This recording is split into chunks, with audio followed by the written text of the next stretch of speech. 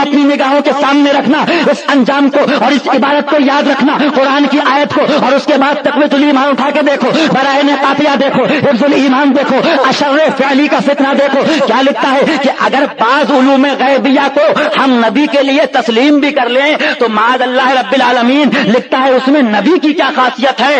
ऐसा इल्म गैब तो अल्लाह ने जमी हैवानात बहाइम को दिया है, यानी गधे के पास भी है, कुत्ते के पास भी है, माद अल्लाह रब्बिल आलमीन। आओ मुसलमानों, दिल के फपोले जल उठे, सीने के दाग से इस घर को आग लग गई, घर के चराग से, दाढ़ी के भेष में, अमामे के भेष में, जरा इनको पहचानो भेड़ियों को। फैजाबाद उत्तर प्रदेश के जिले के अंदर मेरे जद्दे अमजद शेर बेचे अहले सुन्नत मजहर आला हजरत से जब मुनाजरा हो रहा है कोर्ट के अंदर, और जज कौन है? चोटी वाला है, दाढ़ी वाला नहीं, जिसका नाम देखो उठा के तारीख में गवाह है, वहां के रिकॉर्ड में रखा है, कचहरी के रिकॉर्ड में रखा है। उस जज का नाम है महावीर प्रसाद अग्रवाल।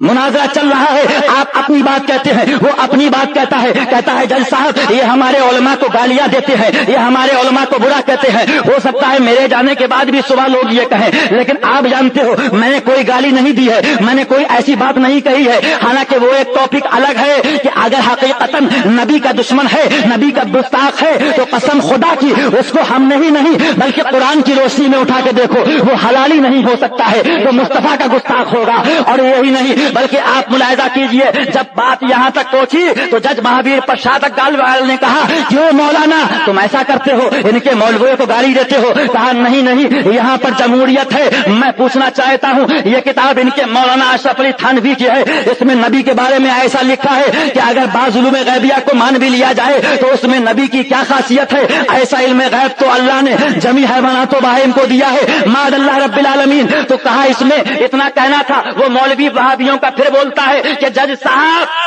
मैं कहता हूं इसमें नबी की कोई तौहीन नहीं।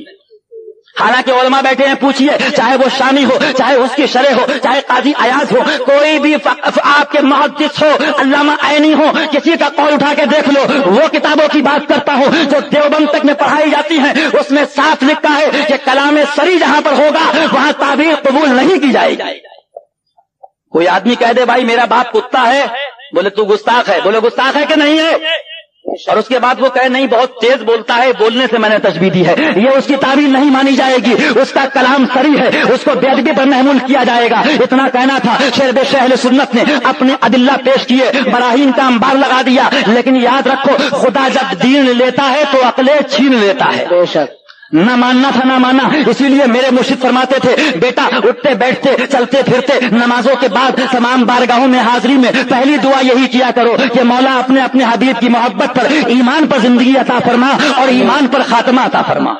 और हम ही नहीं बल्कि सहाबा दुआ करते थे, जिनका ईमान पहाड़ से मजबूत था, वो दुआ करते थे। तो मालूम क्या हुआ दोस्तों, ईमान को बचाओ और ईमान के बचाने की दुआ करो, इसलिए कि ईमान चला गया ऐसी बात इसलिए कर रहा है। जब वो कोई बात नहीं माना तो आपने ऐसी गुफ्तगू फिर शुरू करी कि जज के समझ में आ जाए। कहा जज साहब अगर आप उसका साथ देने को तैयार हो तो आप भी हमारे लिए एक कानून पास करो, हम भी एक किताब लिखते हैं जिसको अपने तौर पे उसका उन्वान लिखेंगे। वो किताब के अंदर हम लिखेंगे कि परवरदिगार आलम ने जैसे इनके मौलवी अशरफ अली थानवी को दांत दिए हैं उसमें उनकी क्या खासियत है, ऐसे दांत तो अल्लाह ने कुत्ते को भी दिए हैं। हम लिखेंगे उसमें कि जैसे अल्लाह रब्बुल इज्जत ने इनके मौलवी इस्माइल देलवी को आंखें दी हैं उसमें उनकी क्या खासियत है, ऐसी आंखें तो उल्लू के पास भी हैं। हम लिखेंगे उसमें कि जैसे इनके मौलवी खलील अहमद अम्बेडवी के पास हाथ हैं उसमें इनकी क्या खासियत है, ऐसे हाथ तो भेड़िए के पास भी हैं। इतना कहना था, बात मुकम्मल न होने पाई थी। वो देवबंदी मौलवी चिल्लाता है ऐ मौलाना जबान संभाल के बात करो, मेरे आलिम के बारे में ऐसा बोलते हो। ऐसे ही कहा शेर बेशे अहले सुन्नत ने महावीर प्रसाद अग्रवाल से कहा, आपने देखा वही जुमले हैं, वही मफहूम है, वही इबारत है, लेकिन इसका कलेजा फटता है, ये चिल्लाता है हमारे आलिम को गाली मत दो। मैं पूछना